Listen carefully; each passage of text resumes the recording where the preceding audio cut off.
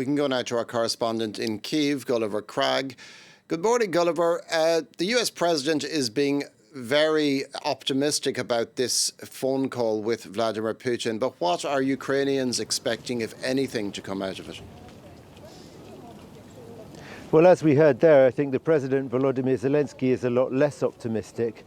There are still quite a large number of Ukrainians, I find even quite a surprising number, who still have hope that Donald Trump will fall out with Vladimir Putin, that maybe Vladimir Putin is pushing his luck too much and Donald Trump will ultimately start putting some pressure on the Russian leader to change his stance and accept at least this temporary ceasefire, whether it's by sanctions or by increasing aid to Ukraine.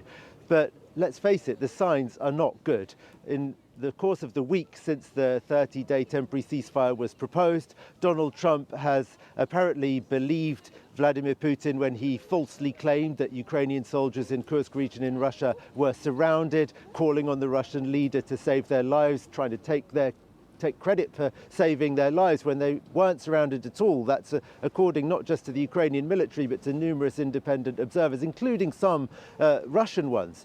Also, Donald Trump closing down, or his administration closing down Voice of America and Radio Liberty, those two US media that were broadcasting and providing independent news coverage to countries that have authoritarian regimes like Russia. Clearly, it seems like a gift to Vladimir Putin. There's not really been any sign of any serious pressure coming from the United States onto the Russians. And also Donald Trump on Air Force One there, seeming to be saying that he will be talking with Vladimir Putin already about territory, about power plants, all things that from the Ukrainians' official point of view, are things that should be on the table in future negotiations that may take place once the 30-day ceasefire is in place. So Donald Trump is at odds with the Ukrainian position. They're absolutely getting ahead of himself. It has led to some speculation in Kyiv about what the US leader might be about to announce. Is he maybe going to recognize the annexation of Crimea? That's kind of the worst nightmare, the worst case scenario. People are worried about that because today is the anniversary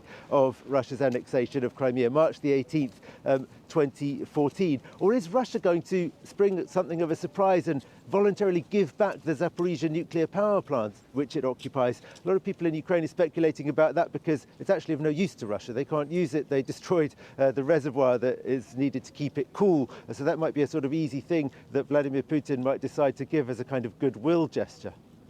And can you tell us more about these advances that Russia has claimed to have made in the Zaporizhzhia region? So, of course, as all this is going on, the fighting is continuing all along the front line.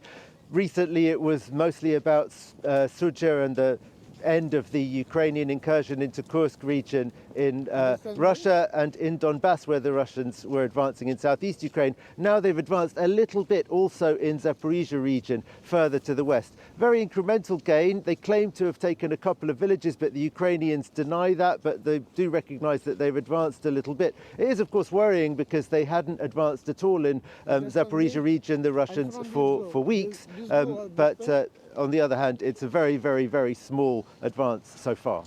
Thank you very much for that, Gulliver Cragg in Kyiv.